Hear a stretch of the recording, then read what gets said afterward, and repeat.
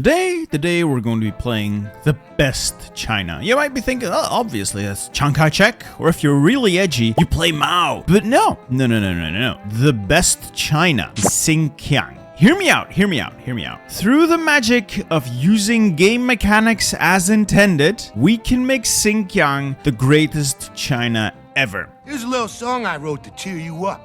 It's called Let's Go Already! We're playing on Iron Man mode with historical focuses on. Yes, I cannot get achievements because I'm still running my member mod, even though it doesn't work half the time, but it will work today, I promise. Now, why is Xinjiang the world's greatest China? It's simple. It has access to this button. It can form Turkestan, meaning as Xinjiang, I can unify all of China and then add in the Turkestan cores and become the biggest China ever. China will grow larger. Also, before we get started, I want to thank Hatless Spider. He came up with the world's most insane strategy again for doing this, so we're gonna see if we can improve on that or at least follow along. Through that, we have a little bit of an army. We are going to take this division and rename it to the member division. Hey, it works today. Congratulations, Koda, Tim, and Polo 20. You will be the first 3 of our elite. Let's queue up a couple more. So everyone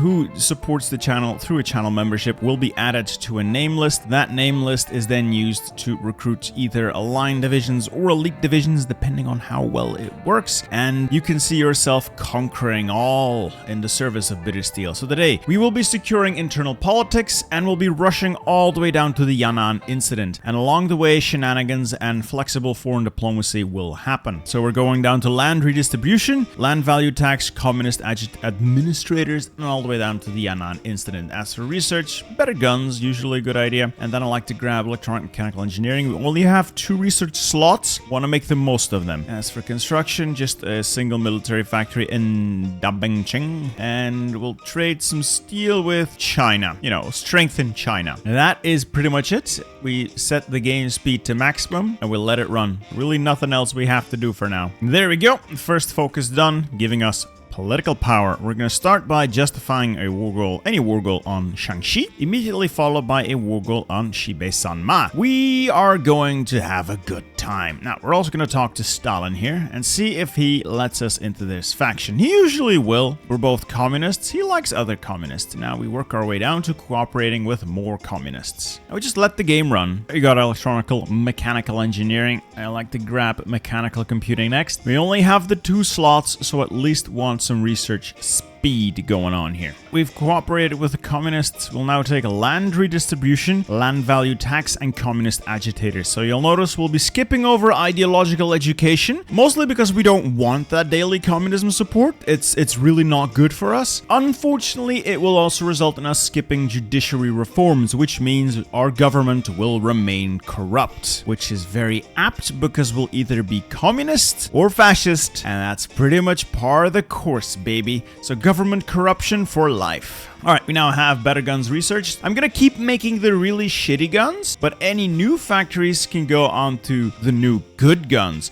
That way, at least we can keep producing at a maximum efficiency and, you know, churn out some guns. We're gonna need those. As for the other research, we are going to grab basic machine tools, more efficiency. We need to make a lot of guns. We're short on quite a few guns. And we have 100 political power. We're gonna spend that on a chief of the army. I like to pick Ma Wei. Army offense is always good. Also, von Falkenhausen is not available. Okay, Ma Wei will have to do. So this way we can start getting army experience early. The sooner we get it, the more valuable it becomes. Now, I could have done improved worker conditions, but it would not really make a dent in our stability. Time for some communist administration. Ooh, we're starting to get rid of these national spirits. It's good. It's good. Basic machine tools. And now we're actually going to go over here and grab some artillery. We haven't figured out how artillery works somehow, so we'll have to do that now. I like to pick professional professional officer corps, mostly because the sooner you get it, the more it ends up paying for itself. More army XP, more daily command power, and cheaper doctrines is always something great. And if you're not looking for those specific things, you could go with proper heritage as China, because you'll be spending a lot of time on your core territory, though the cavalry stuff's not great. Quick improv or elevated engineering corps is also good, but I really like professional officer corps. And I might be thinking, you don't have any manpower. Why not go for ideological loyalty? 1, won't be communist for the entire run, and 2, we'll have plenty of manpower before long, baby. We finished our war goal on Shaanxi. We're simply going to declare and call our allies in. You might be thinking, Bittersteel, you can't even reach Shaanxi. What's the point? Don't worry about it. Don't worry about it. Let Mongolia and Stalin worry about Shaanxi. We're not even going to look at it. What we are going to do is request some lend-lease here. I'd like some guns, and for Tanatuva, I'd also like some guns, and for Stalin, he doesn't have any guns, unfortunately, but it does have convoys, so anything we can get, I'll take. There we go, and now we have a nice amount of lend-lease flowing in. Not too bad. And we'll just let the communists fight Shaanxi. They'll never capitulate Shaanxi. All they really do, and they do it pretty well, is just distract Shaanxi. That's all they have to do. Now we're gonna join the Chinese Soviet. Now what this is gonna do is something pretty hilarious. It is going to pull us out of the Comintern, but all of the Comintern members will still be at war with Shaanxi, which is wonderful. And it's gonna drop us in a faction with Communist China, which leads us to be able to then call in Communist China, who will then be able to attack Shaanxi while they're entirely distracted up north. Now it's a bit of a coin flip, you'll see that later on. Sometimes the communist AI under Mao just goes completely insane and stomps Shaanxi, usually. But sometimes like the AI has a brain fart and they sit outside the Shaanxi capital while it's undefended and they'll not take it. There's always solutions to these problems, but you know, it's the Hoi 4 AI. It's a coin toss. And we'll add artillery to the queue of things we want built. This is gonna be a while, but you know, that's what we're going to be looking at soon. We have joined the Chinese Soviet, and you'll notice we've been pulled out of the Comintern, and we've created the People's Front alongside Communist China. Now, if I say call to arms here, they'll say no, because they have a dangerous border. They're more than willing to join, but they have a dangerous border, and that means they say no. However, if we click that button here, it sends the same requests, but the AI handles it differently. Somehow, this way, the AI doesn't have to say yes or no immediately. It gets to put that notification off to the side, get everything ready to be able to click yes, and then they click yes. I don't know why, it's just one of those things that happens. At the same time, we're going to ask for military access from all of these guys, ask for military access, and we'll sign a non-aggression pact with the Soviets. We want the Soviets to like us. Why? Well, we're gonna go for the Yan'an incident next. We basically run to Papa Stalin and tell him that Chiang Kai is such a better communist than that evil Mao who does evil Mao things and who's not a good communist at all. And Papa Stalin's gonna pressure this man and his luscious hair into giving up his country and will simply eat the communist Chinese. Now let's slow the game down and see what China does. They should be, redeploying their units to the actual front and hopefully getting involved here in a more or less competent fashion, please. Because sometimes the AI is so stupid. Yeah, they've joined the battle, but they're not actually doing anything. All right, they're walking in. Anyway, we'll see how that plays out. And at the same time, let's keep an eye on Xibei Sanma. We got a war goal on them. So that justification finished, but we're not going to declare that war yet for obvious reasons. I am, however, going to put my troops on that border, and any fresh troops can go on that border as well. Mao did not have a brain fart. He took the Shaanxi capital. They should capitulate relatively quickly now. So we're just going to hold off on declaring the war on Ma until the war with the Shaanxi has been concluded. They had a good run of it. They tried.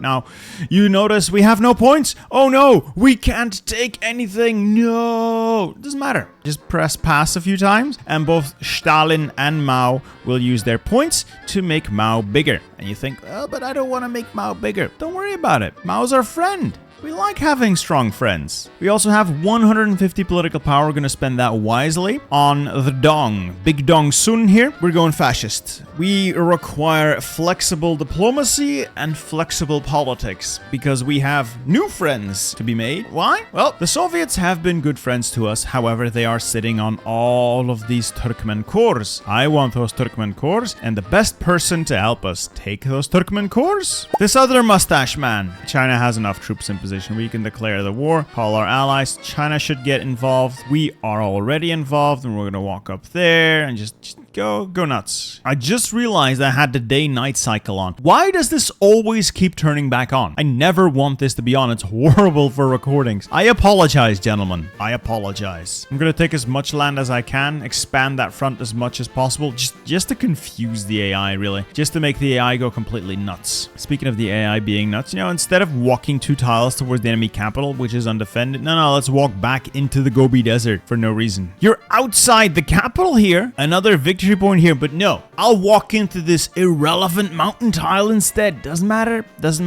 Another week and I can command these forces and they will do something useful. Bada bing, bada boom. Communist China submits the demands of Joseph Stalin. We click the button and it will change our focus tree over to the communist one, and we get all of the communist cores. There we go. We are now communist China. However, deep down, we are still Xinjiang because we can still unite the Turks. As for focuses, we now have the brand new communist focus tree, and we're going to strengthen the central secretariat, do social democracy, and then a coalition government. We are also going to be needing to build a railway soon, so I'm going to start work on that a little ahead of time. What I need to do is connect all these railways. So we have a hub here. We have a hub there. Actually, why don't I just start by connecting these 2 hubs? And then I want to connect that hub to the Chibe-Sanma hub that you can't see yet because they have it. And then we have to connect that to our capital node just to be able to man the front, the eventual front with the Japanese. And we're the only one in this war. Submit demands, confirm and exit. We have all of their stuff. And now we build more railways. So from here to there,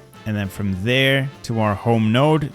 Don't make it the highest level, just normal levels will do, and that will be it for now. Also, production of trains would not be a terrible idea right now. And now as we move on to the next stage of the operation, we have more foreign diplomacy shenanigans. First off, we're gonna get rid of the People's Front. Goodbye. Next up, we're gonna talk to Papa Stalin, and we can just join the faction again. Now, because we left the faction means he hates us. However, we're still communist enough to rejoin. Sorry, Papa Stalin. Won't happen again. And we're back in the Comintern. There we go. He said yes. Of course he says yes. He loves us, that Papa Stalin. So those railways are being built. Research is being researched. I could try buying anything, but Anyway, while we're looking at that, I'm going to look at our templates. So right now we're wielding these. 12 width. Not great. So we got these. I'm going to get rid of the Juntuan. And let's look at our decommission templates. Ooh, an 18 width template. I like these. So I'm going to recommission these, decommission those. There we go. Infantry template, 18 width, stock bare bones infantry. I don't think I can afford the expense, but I can almost afford the expense. So I'm going to make the change, and everyone is now the new infantry division, and we'll exercise a little bit. Oh, they all get new names. Japan has done the thing. Japan is attacking China, but they're not attacking us, which is funny because now we're going to get involved. We're going to justify a war goal, retake a core state of East Hebei. Well, any state really. It's ridiculously cheap because Japan is at war, and it's ridiculously quickly because Japan is at war with a major, which China is considered to be. China is considered to be a major because they're a faction leader. It's just the Chinese United Front, but there we have it. We're gonna justify, we're gonna declare war, and we're gonna pull the Comintern in, baby. Japan won't know what hit them. All right, we have our war goal. We're gonna slow the game way down. We're gonna go to Japan, declare war, call allies, and what this does is remove the Soviet tribute because we're going to war. I don't know if this is intended. I think it is, but it's certainly funny. So bye-bye Soviet tribute. Then we'll manually declare war also on Manchukuo and Manchuria because they're puppets. They all fall under the same war goal. You just have to declare these wars individually, otherwise you have to wait for Japan to pull them in. What that does is give Japan a massive border it now has to cover with the Soviets, with us, and they will be overextended and will not have enough troops to naval invade China and push past Beijing. We are also very lucky this round that there's pretty much nobody here. The reason we want to declare war on Menkukuo and its naval bomber leader is so that they don't have the time to pull fresh units in and actually garrison the border. With this border ungarrisoned, we are essentially going to be pushing straight for the supply hub of Zhangbei as well as the supply hub down there. That is what we want out of this as quickly as possible. And we'll hopefully take that supply hub here as well. Let's get everybody else over there in a hurry. All right, we've pretty much secured everything. Everything we wanted, we secured day one. These are our day one objectives, and we've already secured them. Great. Now we're going to sit here in a holding pattern. Get all of our troops to the front line, and we will hold for as long as we need to. With a little bit of luck, we'll also be able to capitulate Prince Demchung Dong Group, Spirit of Genghis, and Naval Bomber. Why haven't they patched this? Yeah, as soon as we can capitulate Manchukuo, all the better. That opens up the way into Manchuria itself, and then we can walk to Mukden if that is required. This is another one of those funny political focuses that will yank us out of the Comintern and drop us into the Chinese United Front. As a result, the Communists will no longer be in our faction. Sorry, I should say the Soviets will no longer be in our faction, and any land they take in Manchuria will be going to the Soviets. That's not a big issue in and of itself, but it does lead to some problems when the White Peace event with Japan fires. So hopefully they don't take too much land. Look at that, naval invasion of Vladivostok. I think they might just succeed. I'll let the nationalists deal with this last bucket of 8 divisions. The rest of my army to the main front. So I'm going to grab as much of Manchuria here as I can possibly grab. Again, before the Soviets decide to abandon... well, who's doing the abandoning? We'll leave that in the middle, but yeah, we're gonna do as much as we can here before that happens in any case, and we are going to try and go for a big land grab against Manchuria. Just here to grab as much occupation as we can, get to the victory points, seize land, make China great again. All right, that's sinking down to Mukden. Just grab more. Always grab more. Japanese are so overtaxed now. They are not going to be able to effectively answer this. Coalition government has triggered. We have left the Comintern once again, and we have joined the Chinese United Front. Now, a couple of things here. We now have access to these decisions. The Chinese power struggle. No one ever does this because it is so annoying and RNG, but it is the fastest way and the cheapest way of eating China. What we need is to have more control than the nationalists. We get control by clicking these decisions. So we want to build support in the places that give us 9 support, and then you get certain RNG events. Either we get +1, +2, or +3 support at the same time. China is going to be playing that same mini game. It's a roll of the dice every time. You just want to end up with more control than China does, and then you can click this button, take national leadership, where you simply eat them. Great, I guess. We're gonna do Beijing, where we can then try and farm some support, and we're gonna do, let's say, Sichuan. Now, we only can click 2 of these if we have more than 0.75 political power per day, which we only have if we're not taking a focus. Now, fortunately, what we can do is just click that twice, so we're wasting 1.5 political power every day, and then take a focus. Now we can take a land redistribution. These don't cancel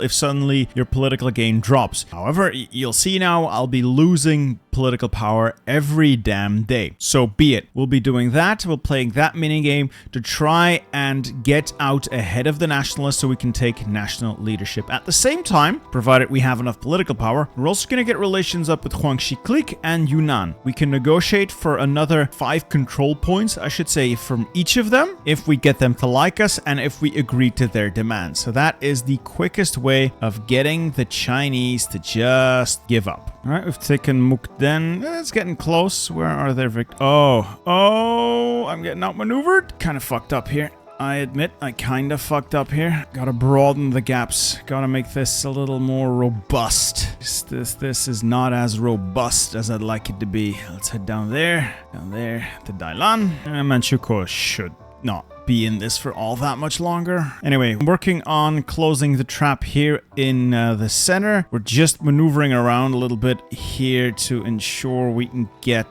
that division freed up so it doesn't get entirely stuck. And we're pushing down to more of the victory points, to more of the territory. And Japan still has a bunch of units trapped. So all in all, we've secured a resounding victory. I'm going to pick up flexible organization as well. Makes our divisions move a little bit faster, which is helpful in the current situation where I'm playing a game of maneuver warfare. Soviets are taking stuff, but I still have more control. So in theory, I should end up with majority control of all territory unless they do something funky here in Songjiang. But I don't think they will. If I can force capitulation, yeah, I'm going to force capitulation now. Bada bing, bada boom. And the Soviets don't have majority control anywhere. Now it's just a matter of cleaning up and making sure that these trapped units remain trapped. Fortunately, most of control has been shifted to me, which means I should actually have an industry now. I'm making quite a few things, and I have some resources now as well. I have my own source of steel. Industry's looking up. Railways are all connected. That's good, and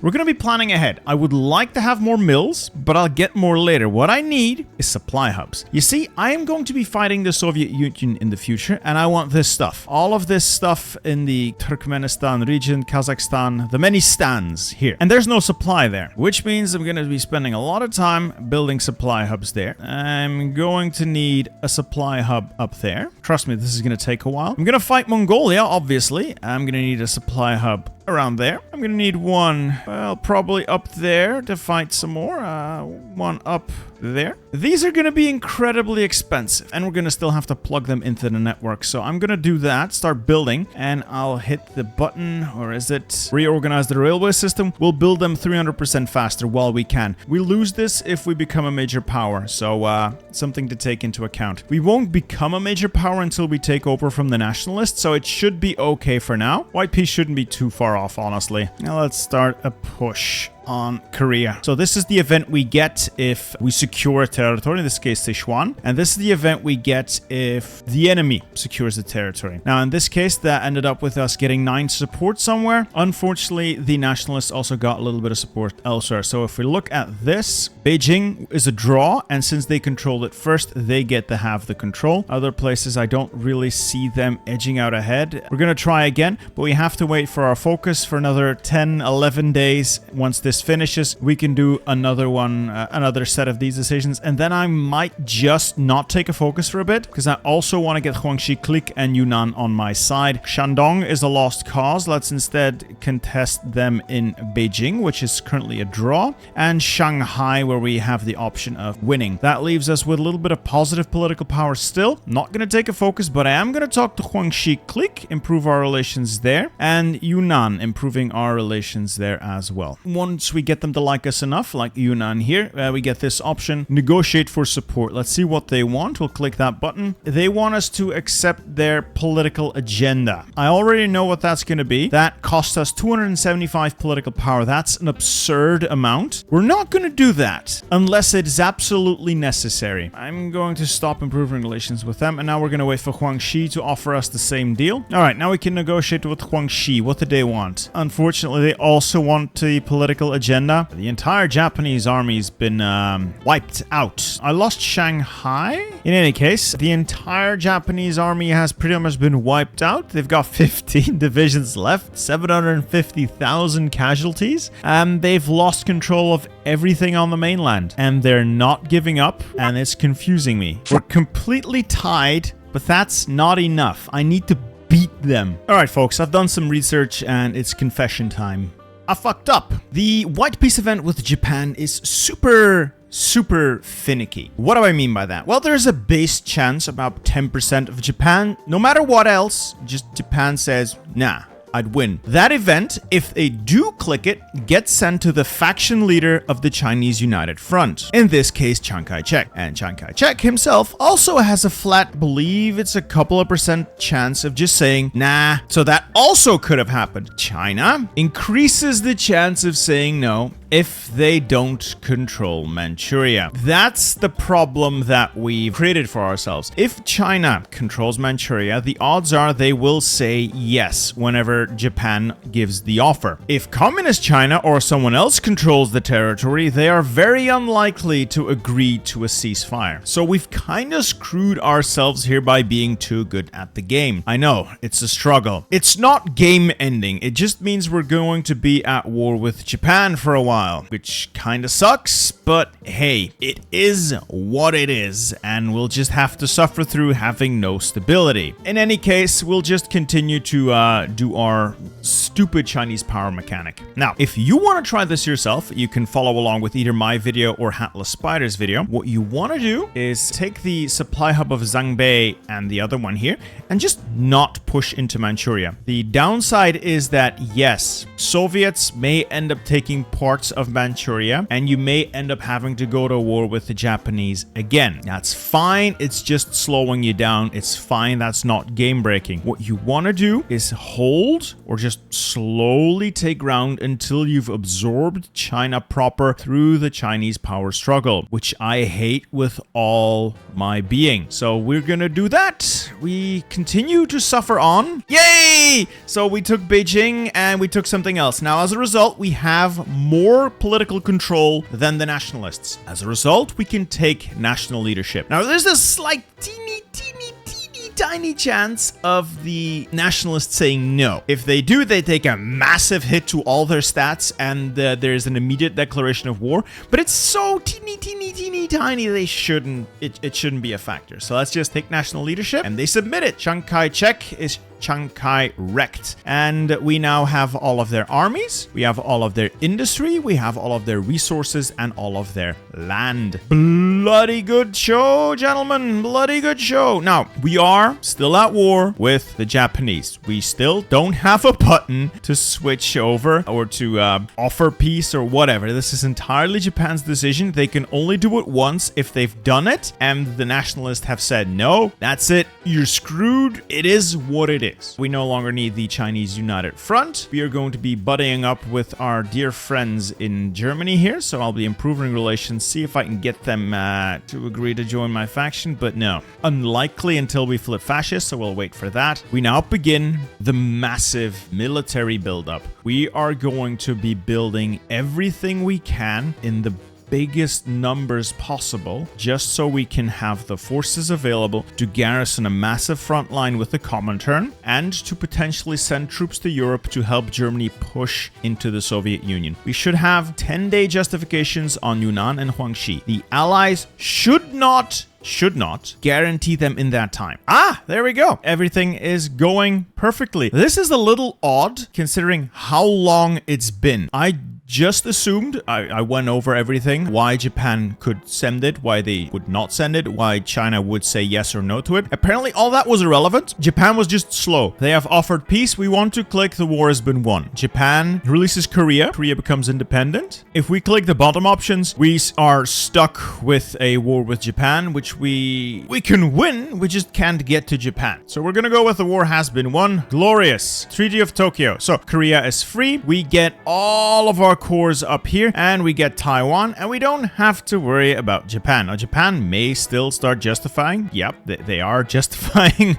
on Yunnan and Dali. It's fine. They'll probably join the Comintern, I guess, because Japan is still at war with the Soviets. So be it. And in that case, I can cancel military access with the Soviet Union. In that case, I don't have to garrison literally the entire coastline. All right, we got our socialist market economy. Let's grab these 3 research slots. We're gonna need them. 2 slots is just way too little, and we're working our way up to the war economy. Now, I got plenty of time before we need to fight the Soviets, so I'm gonna use that plenty of time to train more troops, research better guns, better equipment, better things overall. We're also going to be, once we get the research slots, going to be picking up support equipment for engineers. We're going to be research anti-air. We're going to make this army at least vaguely competent. Oh, Sweden. I'll take that trade, Sweden. That's a no-brainer. Let's go to war economy. We have about 7 75 political power. Let's open up political discourse, and then we'll be, where's the button, holding the national referendum next. After we form the Academy of Sciences, we're just not going to take a focus for a little bit to get that political power because things are moving along. It's June 39. I'd like to get in on that Soviet action. Got one army ready for Europe. I will be converting this template to include a little bit more artillery, hopefully some support equipment if I can research it in time, and then one field marshal who will be using to man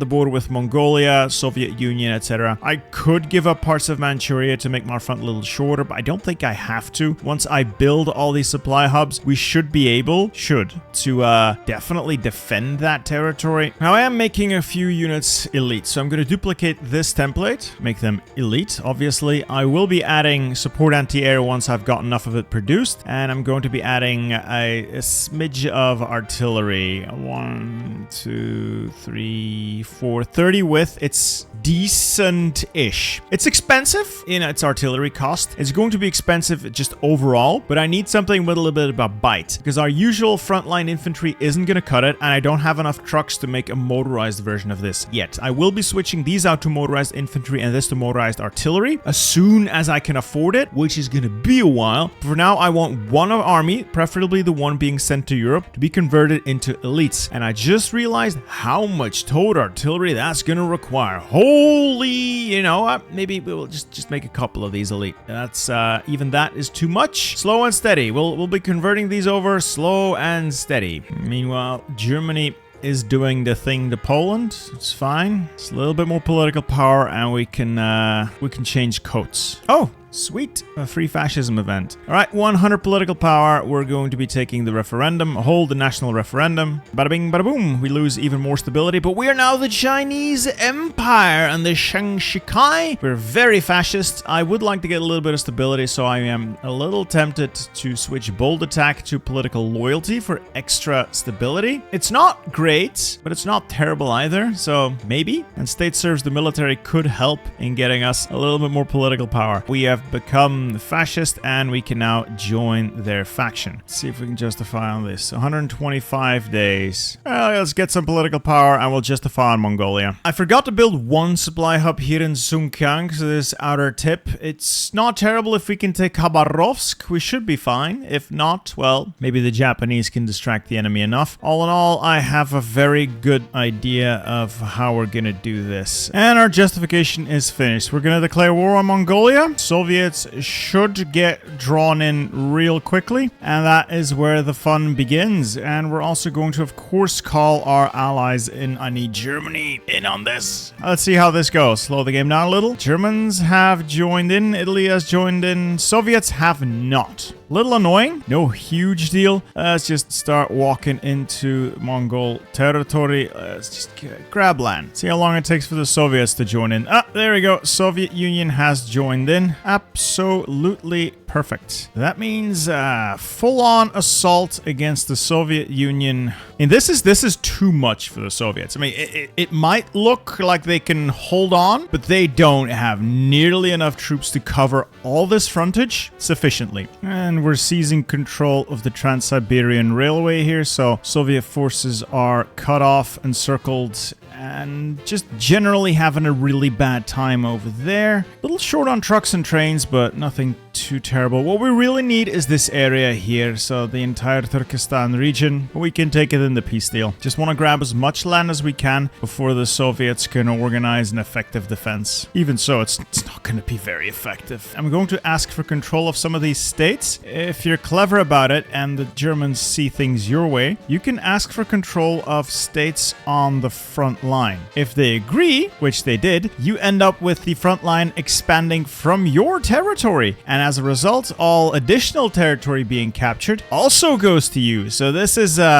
spicy. That means almost the entire German push will result in Chinese occupation. As expected, thousands upon thousands of guns and artillery pieces short already. It's a sacrifice we'll have to be willing to take. There is no alternative. This is total collapse. Soviets don't have enough guns. They don't have enough, well, just don't have enough equipment anymore to man all the fronts, equip all their divisions. They've been fighting the Japanese for so long. They're fighting on so many different fronts.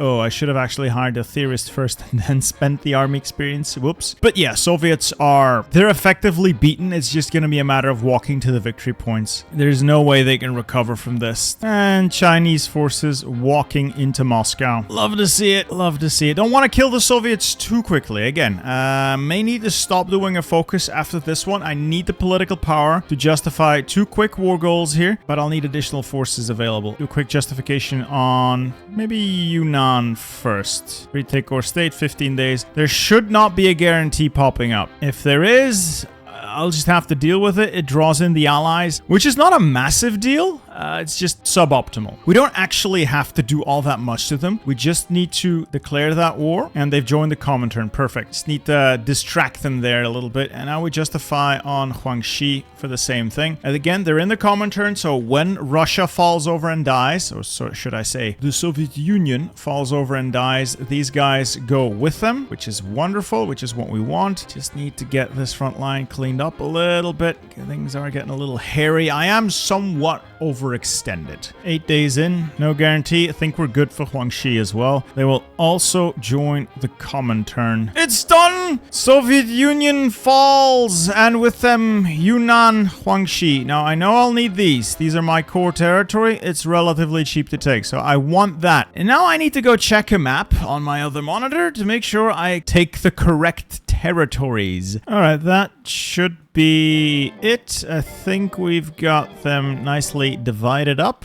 I don't even want to know what this looks like, but let's take a peek here. The Russian Empire immediately joined the Allies. Oh, you have got to be shitting me. The Russian Empire survived and joined the Allies. You know, this stuff that Japan didn't want to give me. They then decided not to take it themselves. Beautiful. So we've got the Reichskommissariat Russia, which looks horrible. Germany took a lot of land, Japan took a lot of land, and we took a lot of land. Now, this is what I did all this for. I can now unite the Turks. Click that button. Maximum cores for China. Is this core territory? It should be core territory. It's all core territory. Look at that. The Turkic Empire stands with that beautiful, beautiful color. Massive amounts of industry, massive amounts of resources. We are the gigachads of the world. Now, I technically need to take Guangzhou, Macau, and Hong Kong to finish this up. Honestly, should not be too difficult. I do have a couple of I was going to say, I have a couple of ships. I thought Russia had more ships, but I'm pretty certain Japan kind of sorted that out. So that's probably the reason why there's not that much of a Russian navy to steal. Anyway, if I wanted to keep going, it would just be a matter of making sure I can get into the UK through the same shenanigans as usual, through these 2 sea zones with a little bit of help from Germany, knock out the UK before the US joins, and then steal the UK's fleet, then invade Japan to take this last bit of stuff. But 1940, we've got 5 million free manpower with a full field marshal in the field already, and we're still on volunteer only. I don't think we'll ever have a manpower issue. We have 90 military factories. We have 89 civilian factories. I'd say we're done here. We're the most powerful country on Earth, or at least potentially the most powerful country. Anyway, I hope you guys enjoyed watching this video, and I want to thank Hatless Spider for this brilliant idea. I hope you guys enjoy my next video as well. Also, go check out Hatless Spider. Goodbye.